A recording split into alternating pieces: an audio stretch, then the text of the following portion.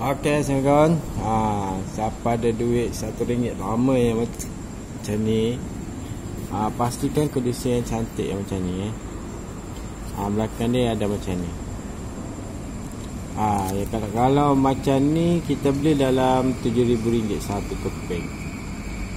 Pastikan kondisi cantik. Dan RM1 lama dia lain, perbezaan dia dua ni lain kan. Kalau macam ni kita beli dalam RM6,000 ataupun RM7,000 lah. Ikut kondisi yang cantik, nombor siri cantik, okey. Sama juga dengan 10 lama yang macam ni. 10 lama yang macam ni 1995, belakang dia ada lama keris macam ni. Yang ni kita beli RM7,000 satu keping.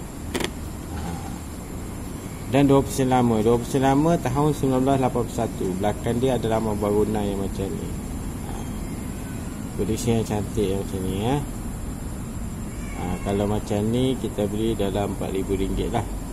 Kalau korang ada duit RM1 lama yang macam ni, korang nak jual, korang komen je kat bawah.